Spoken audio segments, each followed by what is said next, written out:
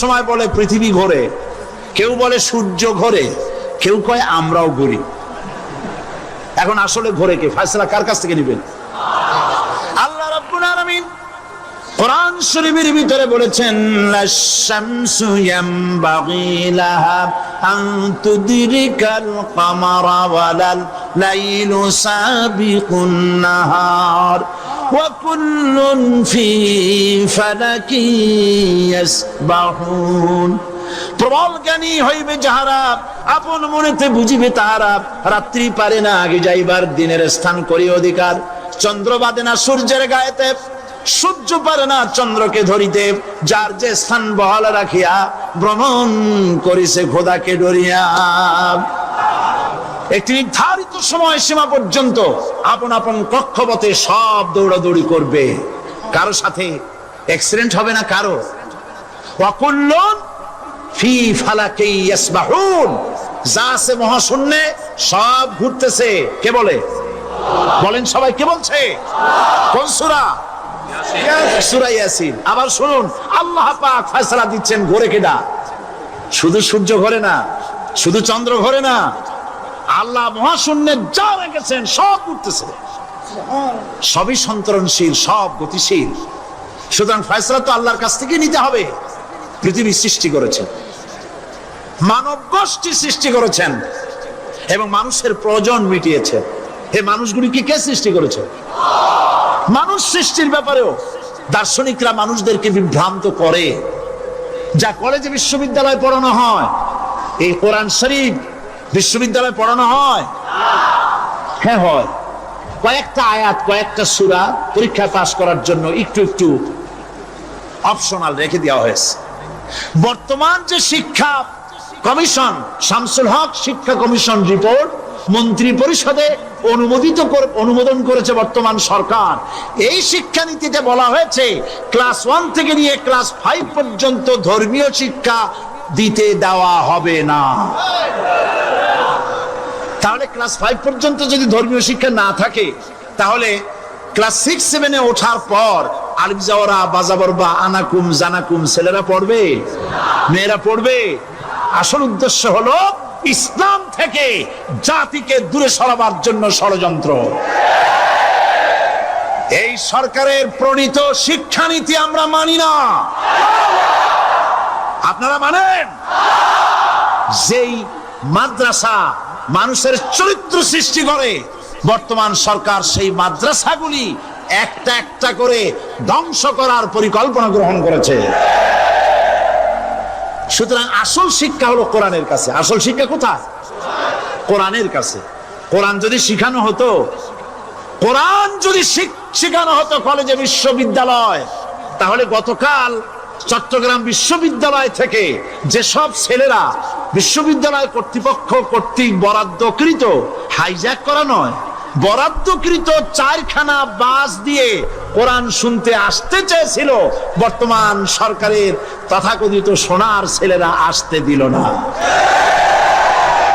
কোরআন যদি তারা পড়তো, তাহলে কোরআন শরীফ শুনতে তারাও আসতো। কপাল পড়া। জোরে বলেন কি? আরো জোরে বলেন কি? কপাল পড়া। সব ভালো লাগে, কোরআন ভালো লাগে না। এদেরকে শিখানো হয়েছে, আরে তোমরা তো মানুষ না। বলে আমরা কি? তো তোমাদের ডারউইন বাবাজি বলে নাই, শোনো নাই? কি পড়ো টড়ো তোমরা, বুদ্ধি শুদ্ধি রাখো না। ডারউইন বলেছে, থিওরি অফ ইভলিউশনের মধ্যে বলেছেন মানুষ মানুষ না। বলে কি? মানুষ হলো বান্দর। কপাল পোড়া। কি কপালে লেখা থাকে? কাজে কামে প্রকাশ হয়ে যায়। ডারউইন বলল মানুষ মানুষ না। আলফ্রেড বললেন মানুষ হলো মানুষই ঠিক, তবে মানুষ হলো সেক্স সর্বস্ব জীব। সেক্স সমস্যার সমাধান করলে মানুষের সব সমস্যার সমাধান হয়ে যাবে। কার্ল মার্কস বললেন মানুষ হলো পেট সর্বস্ব জীব, পেট সমস্যার সমাধান করে দিলে সব সমস্যা শেষ। আর ডারউইন বললেন মানুষ মানুষই না, মানুষ কি? বলে বান্দর। ওরাং ওটাং শিম্পাজি আর ব্যাং থেকে মানুষের উৎপত্তি হয়েছে। আমি যখন জীবনের প্রথম শিম্পাজি দেখলাম, ওরাং ওটাং দেখলাম, তখন আমি মনে করেছি যে ডারউইন খামোখা ভুল করে নাই। এইটা দেখেই ও মনে করেছে যে এই হচ্ছে আমার মাতামহের গোষ্ঠী, এ হলো পিতামহের গোষ্ঠী। আপনারা একটু মাথা কাটায় চিন্তা করেন, মানুষ যদি বান্দর থেকে হবে, আজও বানর ফরেস্ট এরিয়া আছে কিনা বাংলাদেশে? চিল্লায় বলেন আছে কিনা?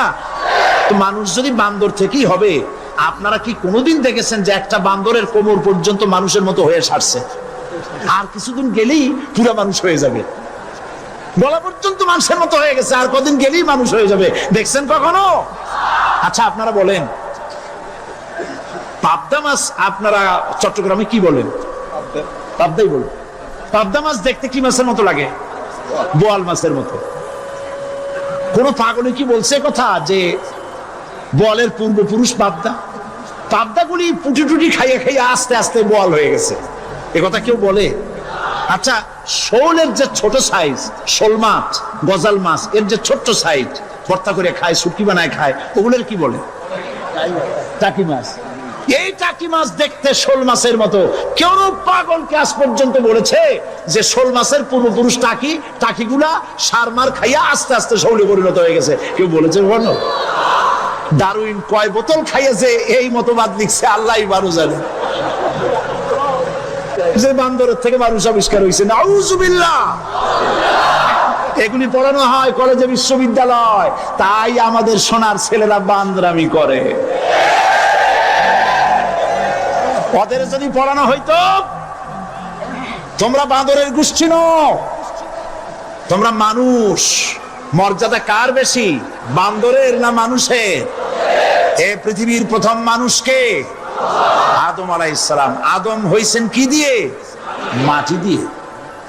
আল্লাহ রাব্বুল আলামিন যিনি মানুষ সৃষ্টি করেছেন, তিনি কোরআন শরীফের ভিতরে বলে দিয়েছেন, আমি প্রথমেই বলেছি, আপনারা লক্ষ্য করুন, এই কোরআন তাবিজের কিতাব নয়, এই কোরআন তদবিরের কিতাব নয়, ঝাড়ফুঁকের কিতাব নয়। কোরআন হলো পৃথিবীর মানুষের জন্য কোড অফ লাইফ, পূর্ণাঙ্গ জীবন বিধান। সবকিছু আল্লাহ পাক কোরআনের ভিতরে বলে দিয়েছেন, কোন জিনিস বাদ দেন নাই। আপনি আমি কেমনে সৃষ্টি হয়েছি আল্লাহ পাক কোরআনের ভিতরে বলেছেন, ইন্না খালাকনাকুম মিন তুরাবিন সুম্মা মিন নুতফাতিন সুম্মা মিন আলাকাতিন সুম্মা মিন মুদগা। নিষ্প্রাণ মাটি দিয়ে তোমাকে উৎপন্ন করা হয়েছে, নিষ্প্রাণ মাটি উপাদান দিয়ে তোমাকে তৈরি করা হলো। মায়ের পেটের ভিতরে এক ফোঁটা নাপাক পানি জমাট রক্তে পরিণত হয়ে গেল, জমাট রক্ত আস্তে করে গোস্ত পিণ্ড হলো, গোস্ত পিণ্ডকে সুন্দর করে সাজায়া হাড্ডি গুড্ডি বানায়া স্ট্রাকচার তৈরি করে তার উপরে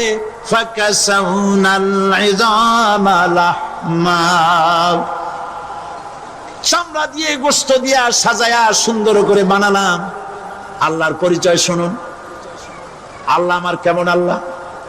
মায়ের পেটের ভিতরে সন্তান বানায়া এরপরে যখন রূহ দেওয়া হয়েছে, ক্ষুধা লেগেছে, খাবারের প্রয়োজন হয়েছে, আল্লাহ রাব্বুল আলামিন ওই কচি বান্দা মায়ের পেটে বসে কি খাবে, সেজন্য তার মা চিন্তা করে নাই, বাবা চিন্তা করে নাই, সরকার চিন্তা করে নাই। আল্লাহ রাব্বুল আলামিন মায়ের মাসিক অসুখকে বন্ধ করে দিয়ে সন্তানের নাভির সাথে আর মায়ের নাভির সাথে তার লাগায়া, পাইপ লাগায়া মায়ের মাসিক অসুখের রক্তগুলি দিয়ে সন্তানকে বড় বানালেন। মুখ দিয়া এই রক্ত পান করালেন না, মুখটাকে পবিত্র রেখে দিলেন যাতে করে পৃথিবীতে আসার পর ওই মুখ দিয়া আল্লাহ রাব্বুল আলামিনের জিকির করতে পারো। সন্তান মায়ের ভিতরে পেটের ভিতরে বড় হলো, আল্লাহ রাব্বুল আলামিন বলেন মাস দিন যখন পুরা হয়ে গেল, সুম্মা নুখরিজুকুম তিফলা, বাচ্চার আকারে পৃথিবীতে নিয়ে আসলাম। এখন খাবার কি? পৃথিবীতে যখন বাচ্চা এলো তখন তার পেটের সাথে যে সংযোগ ছিল মায়ের নাভির সাথে আর সন্তানের নাভির সাথে, সেই সংযোগ তার আর কি থাকলো? কি করা হলো? কেটে দেওয়া হলো। লক্ষ্য করুন, খাবারের জন্য একটি মাত্র পাইপ আল্লাহ লাগাইছিলেন, পৃথিবীতে সন্তান আসার সঙ্গে সঙ্গে পাইপটা কেটে দেওয়া হলো। এবার কি খাবে? আল্লাহ রাব্বুল আলামিন মায়ের বুক থেকে সন্তানের জন্য এবার সিঙ্গেল সিগন্যাল, তার জন্য সিঙ্গেল কোন লাইন যেটা ছিল কেটে দিয়া মায়ের বুক থেকে সন্তানের জন্য ডাবল লাইন আল্লাহ চালু করে দিলেন। এমন দুধ বানাই দিলেন যা শুধু খাবার নয়, শুধু ফুড ভ্যালু নয়, এই দুধের ভিতরে ক্যালসিয়াম, এর মধ্যে ভিটামিন, এর মধ্যে আয়রন, এর মধ্যে মেডিসিন। দুনিয়ার এই সন্তান ছিল ফি কারারিন মাকিন, সুরক্ষিত জায়গার ভিতরে ছিল, কোনো পলিউশন সেখানে যেতে পারতো না, রোগের জার্ম সেখানে যেতে পারতো না। দুনিয়ায় এলো দূষিত আবহাওয়ার ভিতরে। এই সন্তানকে এখনই অ্যান্টিবায়োটিক খাওয়ালে পরে অসুবিধা হবে। আল্লাহ রাব্বুল আলামিন মায়ের দুধের ভিতরে ঔষধ দিয়া রোগের প্রতিষেধক বানায়া দিলেন। এ হলো আমার আল্লাহ। এ আমার কে? আল্লাহ। জোরে বলেন আল্লাহ। আল্লাহ আল্লাহ রাব্বুল আলামিন মায়ের দুধ দিয়ে সন্তানকে বড় করলেন আর শোনায় দিলেন, খবরদার এই মায়ের সাথে, এই বাপের সাথে নাফরমানি করবি না। মা বাপের জন্য আমার কাছে দোয়া করবে, রব্বির হামহুমা কামা রাব্বায়ানি সগীরা। সবাই পড়েন আমার সাথে, রব্বির হামহুমা কামা রাব্বায়ানি সগীরা। আল্লাহ পাক শিখাই দিলেন বান্দারে আমার কাছে দোয়া করায়, আল্লাহ আমার মা বাপ আমাকে ছোটবেলায় যেভাবে স্নেহের কোলে লালন পালন করেছে, এইভাবে আমার মা বাপ তোমার রহমতের কোলে লালন পালন করো। মনে থাকবে ভাইরা? বলেন মনে থাকবে? প্রত্যেক নামাজের পরে মা বাবার জন্য দোয়া করবেন, বেঁচে থাকুক আর মরে যাক, দোয়া করবেনই। মনে থাকবে? রব্বির হামহুমা কামা রাব্বায়ানি সগীরা। আমার পরে রব্বির হামহুমা কামা রাব্বায়ানি সগীরা। আল্লাহ পাক মায়ের মর্যাদা এত বাড়াইছেন, সাহাবী প্রশ্ন করেছে, ইয়া রাসূলুল্লাহ খেদমত করব কার? হুজুর বলেন তোমার মায়ের, তারপরে কার? তোমার মায়ের, তারপরে কার? তোমার মায়ের, তারপরে কার? তোমার পিতার। বাপের চাইতে মায়ের মর্যাদা আল্লাহ 3 গুণ বাড়াইয়া দিলেন, 3 গুণ বৃদ্ধি করে দিলেন। হাদিস শরীফে এসেছে, হযরত আবী হুরায়রা রাদিয়াল্লাহু তাআলা আনহু রাসূলের কাছে এসে রাতের বেলায় কাঁদতেছিলেন। হুজুর প্রশ্ন করলেন, আবু হুরায়রা কাঁদো কেন? হযরত আবু হুরায়রা বলছেন, হুজুর মা আমাকে মেরেছে। তিনি প্রশ্ন করলেন, আচ্ছা মা তোমার মারলো কেন? তুমি কি কোনো বেয়াদবি করছো? তিনি বললেন না। তবে মারলো কেন? হযরত আবু হুরায়রা বলেন, ইয়া রাসূলুল্লাহ আপনার খেদমত থেকে বাড়ি ফিরতে আমার দেরি হয়ে গিয়েছিল। গভীর রাত্রে যখন বাড়ি গেছি, মা আমাকে প্রশ্ন করলেন, বাবা দেরি হলো কেন, কোথায় ছিলি? তাম পৃথিবীর মানুষ যেই কদম মোবারক চুমু দিতে পারলে ধন্য হয়ে যায়, সেই আখিরি জামানার পয়গম্বর নবী মুহাম্মদ রাসূলুল্লাহ সাল্লাল্লাহু আলাইহি সাল্লামের দরবার থেকে আসতে আমার দেরি হয়ে গেছে।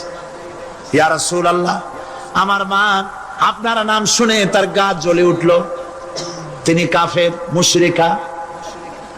আপনার নাম শুনে অগ্নি শর্মা হয়ে আমাকে ধরে পিটানো আরম্ভ করলেন আর বললেন, আবু হুরায়রা হয় মুহাম্মদ সাল্লাল্লাহু আলাইহি সাল্লামের বাড়ি ছাড়বি, নইলে আমার বাড়ি ছাড়বি, কি করবি বল?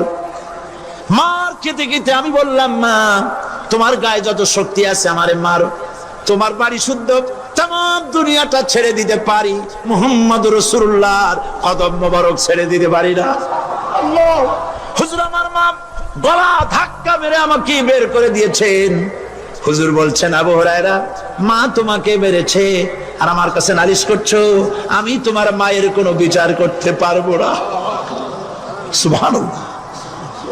এত বড় পাওয়ারফুল নবী, শানওয়ালা, ইজ্জতওয়ালি, বরকতওয়ালি, এত বড় নবী বলছেন মা মেরেছে, আমার করার কিচ্ছু নাই। সুবহানাল্লাহ!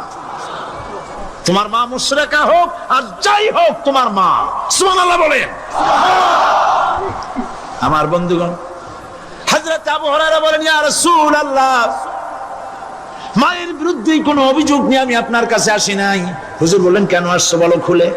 আবু হুরায়রা বলেন, হুজুর আমি জানি আপনি আল্লাহর দরবারে যদি কোনো ব্যাপারে হাত তোলেন আল্লাহ মঞ্জুর করে ফেলেন। আপনি দয়া করে আমার মার জন্য দোয়া করেন, আল্লাহ যেন হেদায়েত দিয়ে দেন। আমার নবীজি দুখানে হাত উত্তোলন করলেন, বললেন, আল্লাহুম্মা ইহদি উম্মা আবি হুরায়রা, আয় আল্লাহ আমি দোয়া করতেছি আবু হুরায়রার মাকে হেদায়েত নসিব করো। হুজুর হাত তুলে মোনাজাত করছেন, আবু হুরায়রা দৌড় দিলেন বাড়ির দিকে। কয়েকজন সাহাবী হযরত আবু হুরায়রার জামা টেনে ধরেছে, এই ভদ্রলোক দৌড়ায় কেন?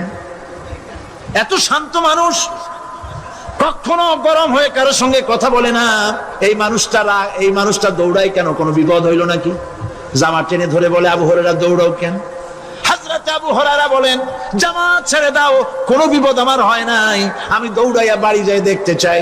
আমি দৌড়াইয়া আগে বাড়ি যেতে পারলাম না, আমার নবীর দোয়া আগে আমার বাড়ি চলে গেছে, আমি এটা দেখতে চাই। হযরত আবু হুরায়রা দৌড়াতে দৌড়াতে বাড়ি চলে গেছে। দরজায় নক করলেন, ভেতর থেকে আওয়াজ এলো, কে? তিনি বললেন, আমি আবু হুরায়রা। মা, দরজা খুলে দাও, আমি তোমার সন্তান। মা বললেন, বাবা অপেক্ষা করো, দরজা খুলতেছি।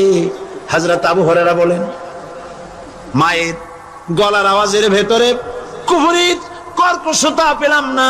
মায়ের গলা আলেন আর তাদের খাদ্যের ব্যবস্থা করলেন। কে করেছেন খাদ্যের ব্যবস্থা? খাদ্য দেন আল্লাহ। কিন্তু অহংকারী যারা, তারা বলে দেশের বাম্পার ফলনের জন্য সমস্ত কৃতিত্ব সরকারের। বলেন আস্তাগফিরুল্লাহ, বলেন নাউজুবিল্লাহ। এদের একজন বলছিল, 3 বছর কিছু দিবার পারুম না। লোকেরা কয় আমরা না খাইয়ে থাকুম, আল্লাহ কয় আমিও দেহুম। কদ্দুর পারো না খাইয়ে থাকতে? ফসল কে দেন? জোরে বলেন, কে দেন? বাম্পার ফসলের ফলনের দাবি সরকার করতে পারে না, এটা কুফরি, এটা শিরক। জমিনের ফসল কে দেন? আকাশের বৃষ্টি কার? পানি কার? সার কার? সব আল্লাহ পাক। আল্লাহ পাক কোরআন শরীফে বলেছেন, لئن شكرتم لأزيدنكم ولئن كفرتم إن عذابي لشديد। আমার নিয়ামতের শুকর যদি আদায় করো বাড়ায় দেব, আর যদি কৃতজ্ঞ হও শুকরিয়া আদায় না করো মস্ত বড় শাস্তি দেব। ফসল দেই আমি আর শুকরিয়া আদায় করো তোমার বাজানে, ঠিক কিনা? শুকরিয়া আদায় করে কার? বাজানে। লোকের, একটি মানুষের যেই প্রশংসা এই সরকার করলো, বিগত 4.5 বছর ধরে একটা মানুষের যত জিকির করলো, প্রশংসা করলো, ছবিটা নাইলো। যদি এতটা জিকির, এতটা স্মরণ আল্লাহ রাব্বুল আলামিনের করতো, ওদের জন্য আল্লাহর জান্নাতের দরজা খোলা হয়ে যেত। প্রশংসা করবে কার? চিল্লায় বলুন, আল্লাহ পাকের প্রশংসা করো। খেতে দেওয়ার মালিক তিনি। আল্লাহ পাক বলছেন, আল্লাহকে, তার পরিচয় আল্লাহ তুলে ধরেছেন, ওয়ামা মিন দাব্বাতিন ফিল আরদি ইল্লা আলাল্লাহি রিজকুহা। এই পৃথিবীর ভিতরে এমন কোন বিচরণশীল জীব নাই যার রিস্কের দায়িত্ব আমি আল্লাহ গ্রহণ করি নাই। সুবহানাল্লাহ বলবেন না? রিস্কের দায়িত্ব কার হাতে? আচ্ছা দেখুন তো, পৃথিবীর সমস্ত সরকারের কাছে বিভিন্ন মন্ত্রণালয় আছে না? খাদ্য মন্ত্রণালয় বলে কোন মন্ত্রণালয় আছে কিনা? আছে।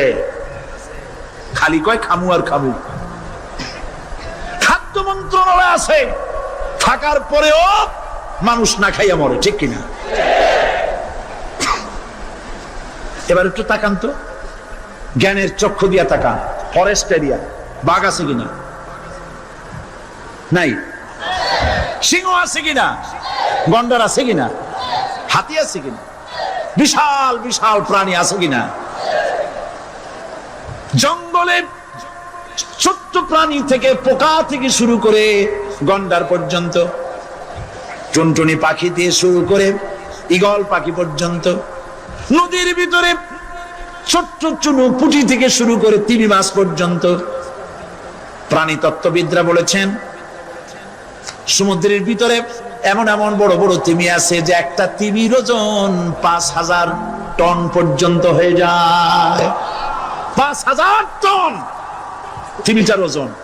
এর যখন বাচ্চা হয় তখন বাচ্চার দৈনিক দুধ লাগে 50 থেকে 60 মণ পর্যন্ত।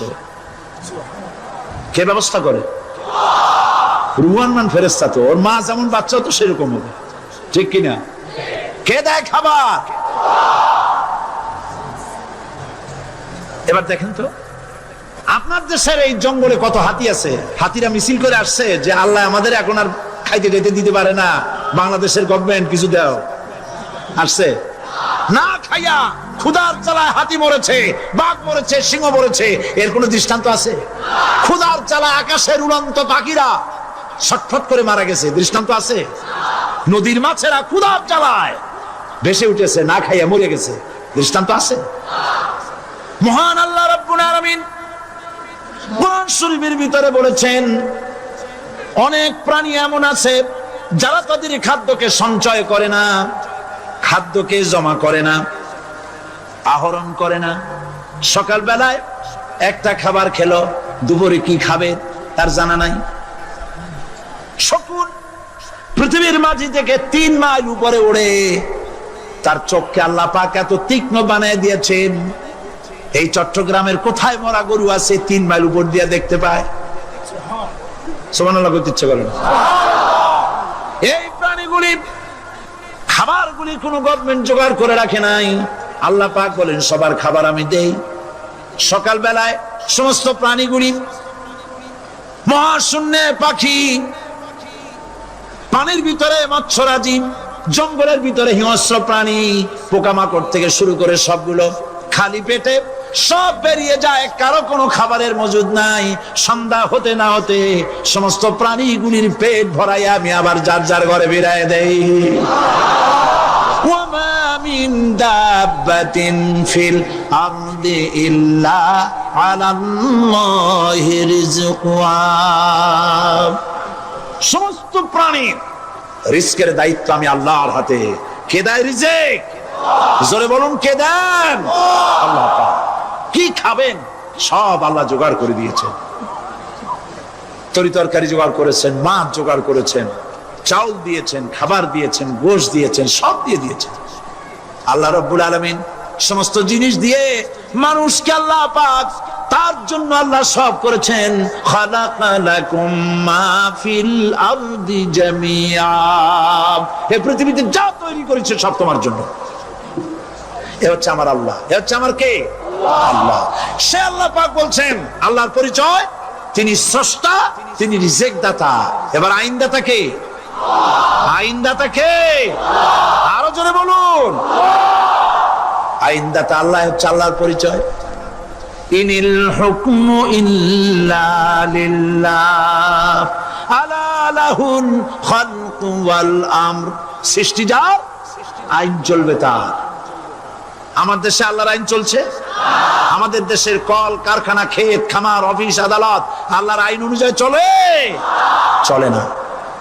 বরং আল্লাহর আইনকে মুছে ফেলার জন্য, নিজেদের আইন সৃষ্টি করার জন্য প্রচেষ্টা চালানো হচ্ছে। আল্লাহর আইন মানুষের জন্য সব থেকে বেশি উপযোগী, কারণ সৃষ্টি করেছেন কে? বলেন, কে করেছেন? আল্লাহ। প্রত্যেকটি মেশিন আপনি যা কিনবেন, রেডিও হোক, টিভি হোক, যে কোনো যন্ত্র হোক, গাড়ি হোক, তার সাথে একটা লিটারেচার, একটা বই তার সঙ্গে দিয়ে দেওয়া হয়। ওই বইয়ের মধ্যে লেখা থাকে এটা কিভাবে চালানো হবে, অপারেট করা হবে, তার সিস্টেম লেখা থাকে। আপনার ইচ্ছা মতো চালাইলে হবে না। এই মানব গোষ্ঠীকে সৃষ্টি করেছেন। এখন আপনি যদি আপনার আইন মতো চালান, তা কি চলবে? চলবে না। আপনি আপনার আইন মতো চালাচ্ছেন, ভালোভাবে চলতেছে? চলতেছে না। স্বরাষ্ট্রমন্ত্রী বলতেছেন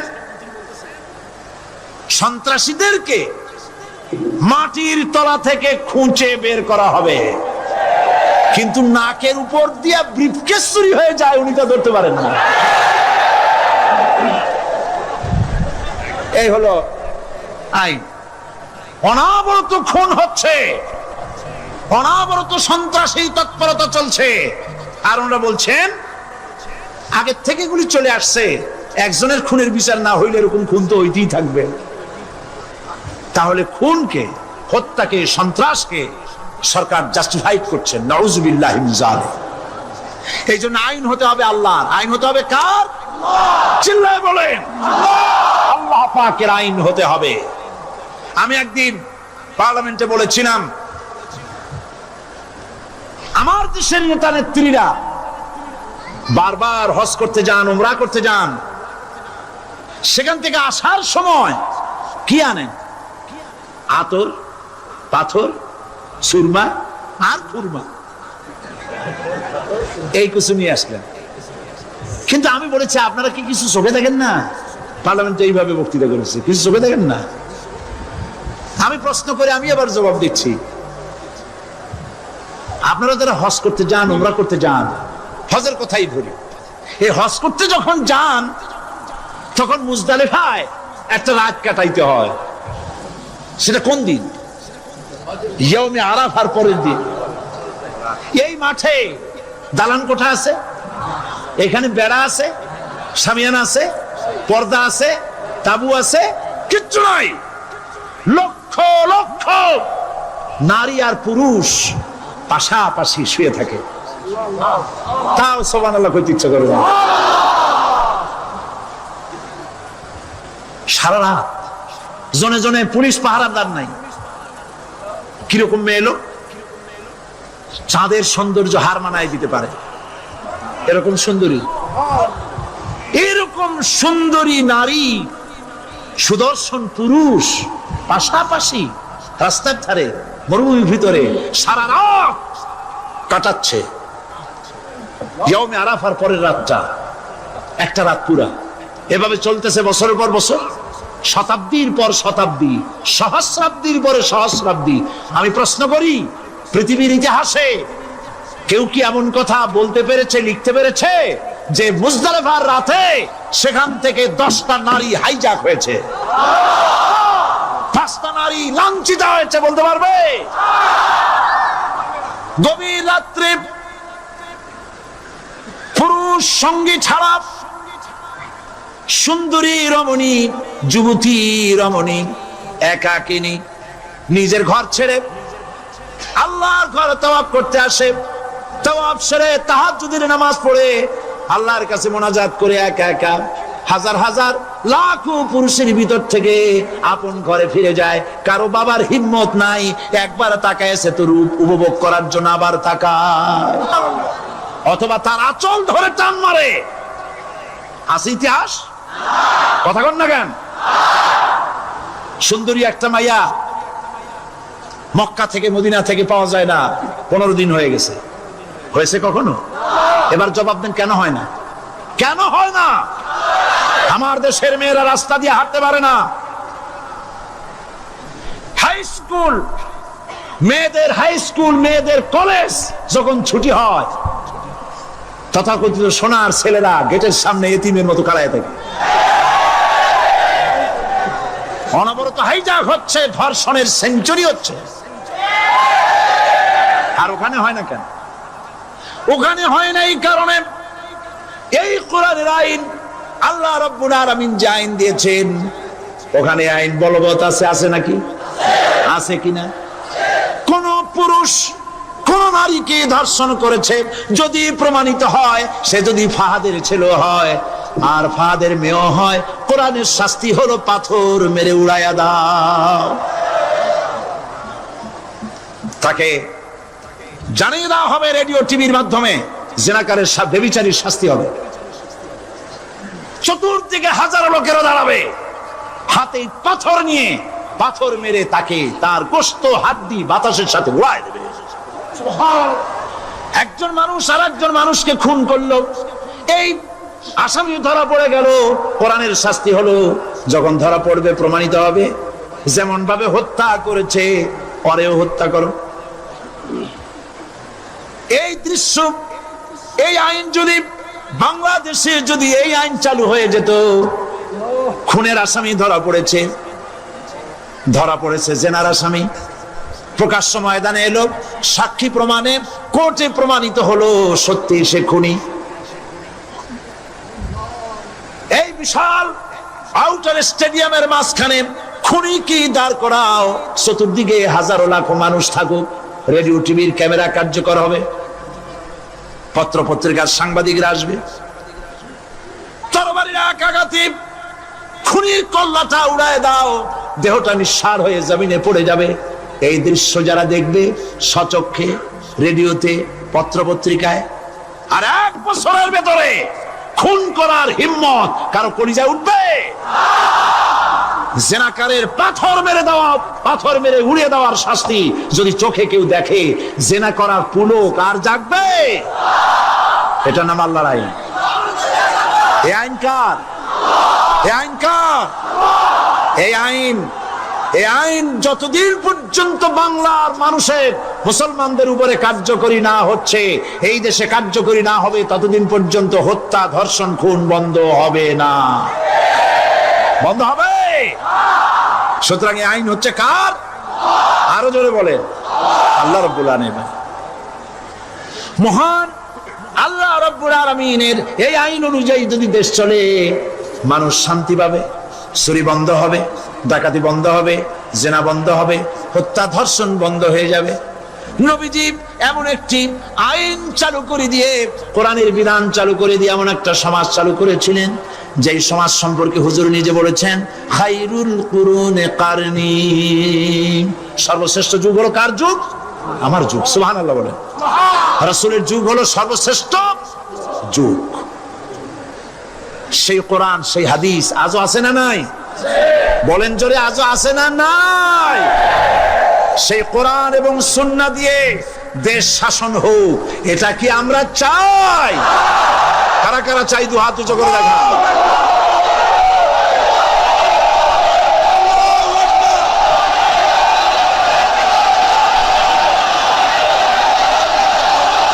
আরে ভাই, আপনারা দাঁড়ায় গেলেন কেন? বসেন বসেন। আমি তো একটা স্লোগান দিতে বললাম, হাত দেখতে চাইছি আমি, মাথা দেখতে চাই নাই।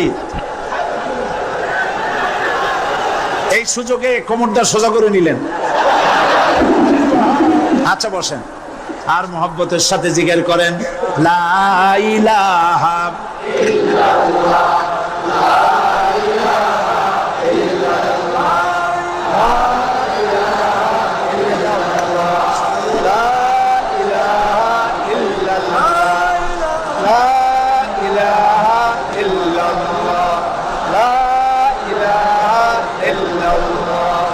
জোরে সরে সবাই জিকির করেন, লা ইলাহা ইল্লাল্লাহ, লা ইলাহা ইল্লাল্লাহ, লা ইলাহা ইল্লাল্লাহ, লা ইলাহা ইল্লাল্লাহ মুহাম্মাদুর রাসূলুল্লাহ। বসুন, আমরা মুনাজাত করব। আল্লাহ রাব্বুল আলামিন আয়াতুল কুরসির ভিতরে আল্লাহর সার্বভৌমত্বের কথা বলেছেন, আল্লাহু লা ইলাহা ইল্লা হুয়াল হাইয়ুল কাইয়্যুম। পড়েন আমার সাথে সবাই, আল্লাহু লা ইলাহা ইল্লা হুয়াল হাইয়ুল কাইয়্যুম। আল্লাহ হচ্ছেন যিনি ছাড়া কোনো ইলাহ নাই, তিনি শাশ্বত চিরঞ্জীব। সুবহানাল্লাহি বিহামদিহি। আগামীকাল এর বাকি অংশ আমি আপনাদের সামনে আলোচনা করব ইনশাআল্লাহ। জোরে বলেন ইনশাআল্লাহ। দাঁড়ানো ভাইরা বসেন। আপনাদের পাশে যারা দাঁড়িয়েছেন অনুরোধ করে বসায় দেন। বলেন যে আর 5টা মিনিট বসেন, আল্লাহর রাস্তায় হাইটেন না। হ্যাঁ বলেন, বলেন আপনারা যে আল্লাহর রাস্তায় হাইটেন না, বসেন, সবাই বসেন। এত বড় মাহফিলের মুনাজাত, সুবহানাল্লাহ বলেন। চট্টগ্রামের ইতিহাসের শ্রেষ্ঠ মাহফিল, চিল্লায় বলেন সুবহানাল্লাহ। গোটা বিশ্বের কোরআনের শ্রেষ্ঠ মাহফিল। বলেন সুবহানাল্লাহ, যারা বলেন আলহামদুলিল্লাহ। আগামীকাল এ মাহফিলের আখেরি মোনাজাত হবে ইনশাআল্লাহ। বলেন ইনশাআল্লাহ। আমি আন্তরিকভাবে দুঃখিত, প্রতি বছর আমার মা বোনদের জন্য, চট্টগ্রামবাসী আমার মা বোনদের জন্য আলাদাভাবে তাদের প্রশ্নের উত্তর দেই এবং তাদের সামনে কোরআন হাদিসের কথা আলাদাভাবে বলি। এবছর দিন কম হয়ে গেল বলে মহিলারা, মা বোনেরা বঞ্চিত হয়ে গেলেন। শিশু কিশোরদের জন্য আলাদাভাবে সমাবেশ করা হয়, তাও বঞ্চিত হয়ে গেল।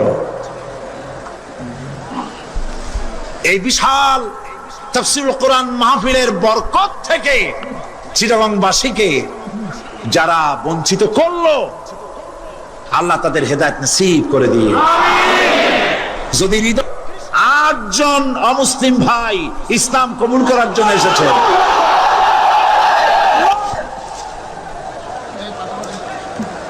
লা ইলাহা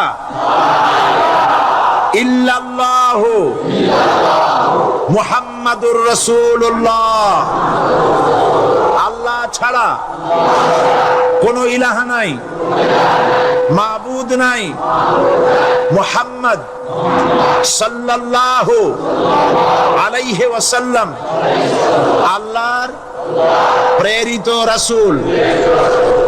আশহাদু আল্লা ইলাহা ইল্লাল্লাহু ওয়াহদাহু লা শারীকা লাহু ওয়া আশহাদু আন্না মুহাম্মাদান আবদুহু ওয়া রাসূলুহু। আমি সাক্ষ্য দিচ্ছি আল্লাহ ছাড়া কোন ইলাহা নাই, মাবুদ নাই, উপাস্য নাই, তিনি এক, তিনি একক, তার কোন অংশীদার নাই। আমি আরো সাক্ষ্য দিচ্ছি মুহাম্মদ সাল্লাল্লাহু আলাইহি ওয়াসাল্লাম আল্লাহর বান্দা এবং তার প্রেরিত রাসূল। সকলকে বলো আসসালামু আলাইকুম। আপনারা সবাই জবাব দেন। আজ গতকালের 7, আজকের 9। আলহামদুলিল্লাহ, আমাদের এই ভাইরা এখন নিষ্পাপ, বেগুনা। আমাদের এই নবাগত ইসলামে দীক্ষিত নিষ্পাপ মুসলমানদের সাথে আমি আপনাদের পক্ষ থেকে আলিঙ্গন করছি।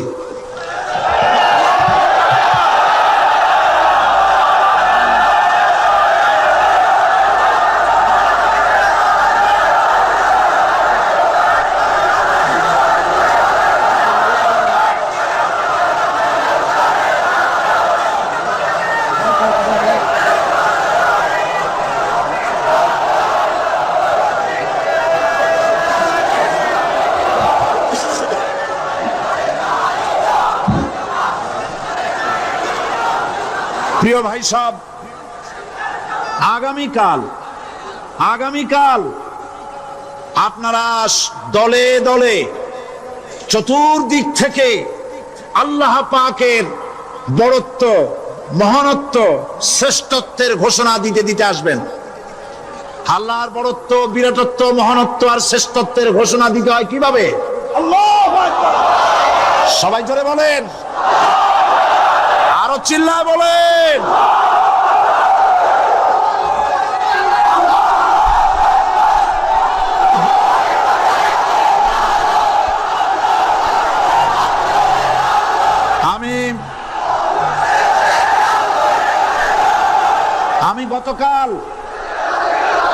আমি গতকাল এই মাহফিলে পুলিশ প্রশাসনকে অনুরোধ করেছিলাম, আজকের মাগরিবের নামাজের মধ্যে 40 জন নিরপরাধ কোরআন পাগল মুসলমানদেরকে জেল থেকে মুক্তি দেওয়ার জন্য।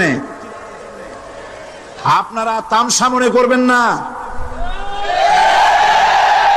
পুলিশ কমিশনার সাহেব মুসলমানদের ঈমান নিয়ে, আগুন নিয়ে খেলা করবেন না।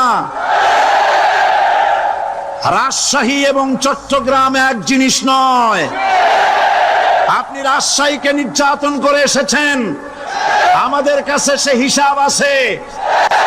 আপনি চট্টগ্রামের যদি এই মুসলমান ছেড়ে না দেন, আপনার মৃত্যু হবে, পাগল হয়ে মরবে।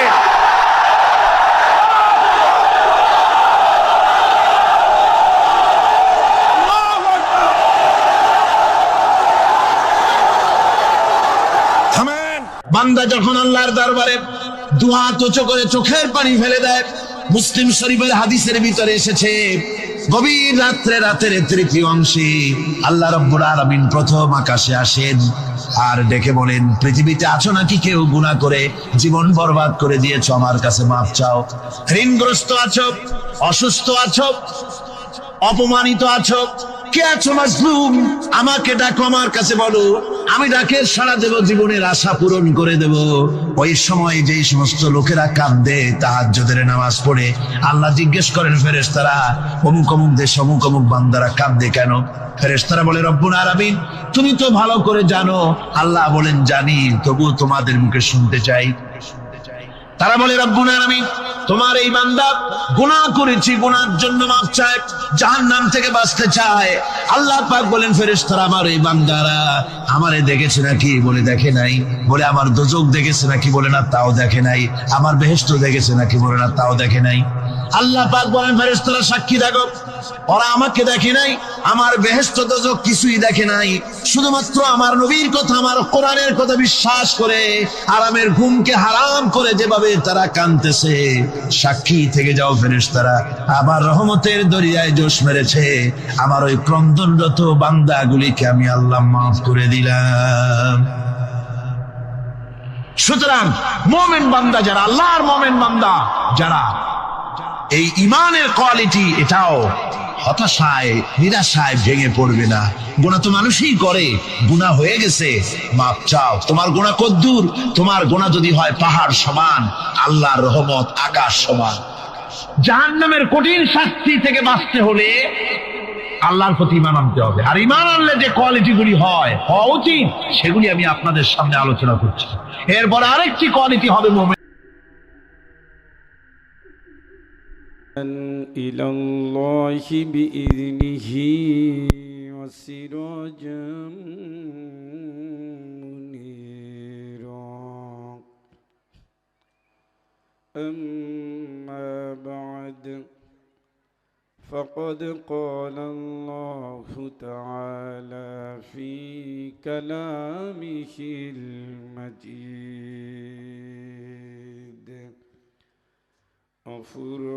وفرقانه الحميد فأعوذ بالله من الشيطان الرجيم بسم الله الرحمن الرحيم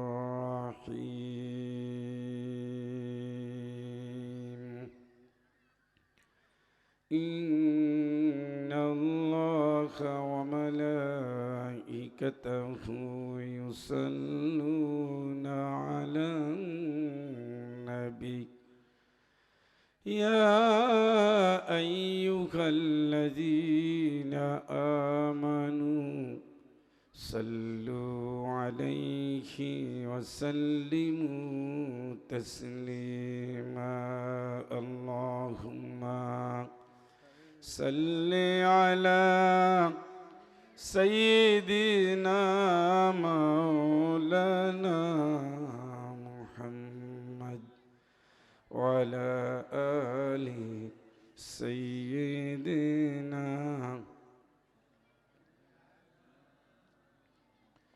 আলহামদুলিল্লাহ। আজকের এই রমজান পরবর্তী ঐতিহ্যবাহী ময়দান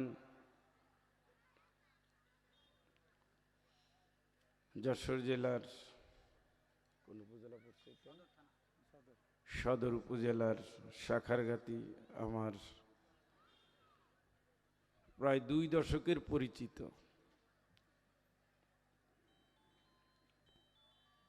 দানবীর হাজী মোহাম্মদ মহসিন হাফিজি মাদ্রাসার কর্তৃপক্ষের আয়োজনে 2 দিনব্যাপী ঐতিহাসিক তাফসিরুল কোরআন মাহফিলের 22তম বার্ষিক অধিবেশনের সমাপনী রজনীর মহতারম সভাপতি, প্রতিষ্ঠানের পাগল প্রেমিক সভাপতি জনাব আলহাজ ইসাহাক আলী মোল্লা হাফিজাহুল্লাহ, আল্লাহ যেন তাকে নেক হায়াত দান করেন, তার স্ত্রীকে যেন আল্লাহ সুস্থ করে দেন। জোরে বলেন না। হাজরাত উলামা ইকরাম, কোরআন আল কারীমের হাফিজ বৃন্দ যারা আজকে সম্মানিত হয়েছেন, তাদের ওস্তাদ বৃন্দ, এই রত্নগর্ভা মা যদি এখানে থাকেন, সম্মানিত মায়েরা,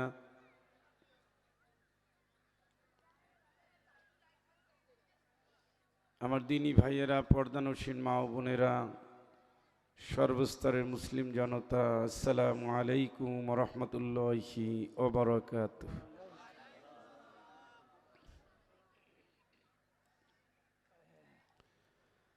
আল্লাহ রাব্বুল আলামিন বরকত দিয়েছেন, রহমত করেছেন, ভালোবেসেছেন, ক্ষমা করেছেন, এই বিশ্বাস নিয়ে আমরা রমজানের রোজা পালন করেছি।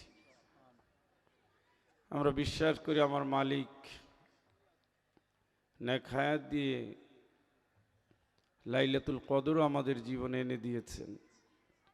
এক মহা পবিত্র মাসকে পেরিয়ে যারা যেই আল্লাহ আজকে এখানে এসে সকলকে বসার তৌফিক দিয়েছেন, সে মালিক যেন আমাদের এই মাহফিলখানা আমাদের নাজাতের ওসিলা হিসেবে কবুল করে নেন।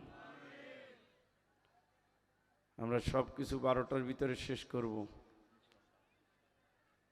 আলোচনা এখানে তো অনেক বছর করলাম, সারা দেশেই করলাম। আপনাদের প্রতি অনুরোধ, যেটুকু বলবো শুনবেন, পালন করবেন ইনশাআল্লাহ। কিচ্ছু চাওয়া পাওয়া নাই। আমার জীবনের সফর, দুনিয়ার সফরের একটা মেয়াদ আছে, এটা নিয়ে এতক্ষণ আলোচনা রেখেছেন প্রিয় ভাই, প্রিয় বন্ধু, উনিও হাফেজ। হাফেজরা সারা জীবন আমার কলিজার একেবারে গভীরে। আমাকে আল্লাহ একটা সন্তান দিয়েছে, আমি তাকে হিফসের জন্যই দিয়েছি। অলরেডি সে নাজেরা শুরু করেছে। অত্যন্ত মুহাক্কিক একজন ভাই মাওলানা জুলফিকার আল মাহমুদ হাফিজাহুল্লাহ, আল্লাহ তার জ্ঞান, তার তাকওয়া তাকেও বাড়িয়ে দিক, আমাদের হৃদয় তা সঞ্চারিত করে দিক। সকলে বলি আমিন। আমাদের এই মহান যাত্রা, এই সফর, ছোট্ট একটু হায়াতের জিন্দিগি, আমরা এটা নিয়ে মালিকের দুয়ারে হাজির হব। আমাদের জবাব দিতে হবে, কোনো সন্দেহ নেই। এক অ্যাক্সিডেন্টে ঈদের আগে মারা গেল কতজন? 14 জন। আমি সে এলাকায় গিয়ে এসেছি। আবার কুমিল্লায় একই জায়গায় ট্রেনে মারা গেলেন 12 জন। পরের মৃত্যুর খবর আর আমি জানি না কারো জীবনের। এটা শেষ মাহফিল, এটা শেষ সেজদা, এশার নামাজ পড়ে ফেলেছেন। জানেন না আপনি ফজরের নামাজ পড়া আদৌ সম্ভব হবে কিনা। অতএব একটা প্রশ্ন হবে, জীবনটা যা জেনেছো কতটুকু আমল করেছো? আল্লাহর দোহাই ওইটুকু ধারণ করে ঘরে ঢুকবেন। মনে রাখতে হবে, এই ঘর থেকে আপনার লাশ বের হবে। আপনি সেই দিন তাকিয়ে শুধু দেখতে পারবেন, কোনো কিছু বলার ক্ষমতা। এক সময় সে চোখটাকে বন্ধ করে দেওয়া হবে, অনুভব করতে পারবেন যে আমাকে নিয়ে যাচ্ছে। এটা সত্য, এটা সত্য, এটা সত্য। অতএব প্রস্তুতিটা নিয়ে যাওয়া উচিত। বুদ্ধিমান তাই করে। রমজানের আগে বুট কিনেছেন, ছোলা কিনেছেন, মুড়ি কিনেছেন, প্রস্তুতি নিয়ে ফেলেছেন, বিয়ে বাড়ি যাবেন প্রস্তুতি আছে, মাহফিলে আসবেন একটা প্রস্তুতি আছে, ভ্যান ঠিক করো, গাড়ি ঠিক করো, কে যাবে সাথে রেডি করো, মেয়ে বিয়ে দিবেন অনেক দিন থেকে টাকা জমাচ্ছেন, ছেলের জন্য বউ আনবেন রেডি হচ্ছেন, প্রস্তুতি নিচ্ছেন। এগুলো হলো দুনিয়ার প্রস্তুতি। আর আখেরাতের প্রস্তুতিটা হলো এই আছি এই নেই, কি কি করা উচিত ছিল করে ফেলেছি, জীবন সম্পর্কে জিজ্ঞেস করা হবে, যৌবন সম্পর্কে প্রশ্ন করা হবে, আমার যৌবন কাল আসলে কি আমি আল্লাহর গোলামিতে কাটিয়েছি, আমার জীবনটা আমি কোন জায়গায় দিয়েছি, আমার জীবন সম্পর্কে প্রশ্ন হবে। বিশ্বাস করেন প্রশ্ন হবে, আমার আয়টা কি হালাল ছিল, আমার ব্যয়টা কি আমি ঠিক আল্লাহর খুশি মতো রাসূলের তরিকা মতো ইসলামিক সিস্টেমে করেছি। এইগুলো আপনার গলার কাটা হবে, আপনি না পারবেন অস্বীকার করতে, না পারবেন স্বীকার করতে, বলবেন আল্লাহ দুনিয়ায় পাঠাও, ভালো হয়ে আসতেছে, লাভ হবে? উত্তর দেন। أولم نعمركم ما يتذكر فيه من تذكر وجاءكم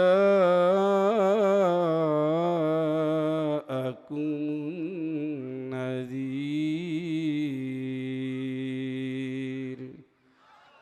আল্লাহ বলবে আবার দুনিয়ায় এখন যাবা কেন, তোমার কি হায়াত দিয়েছিলাম না, সাবধান করার জন্য কি আসে নাই কেউ, পাঠাই নাই আমি?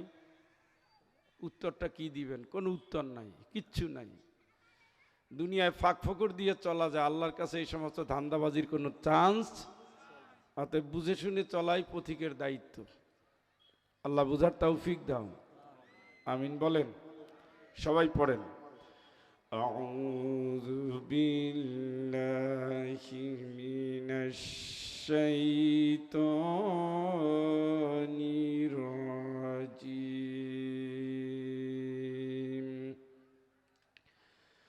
বিসমিল্লাহির রাহমানির রাহিম।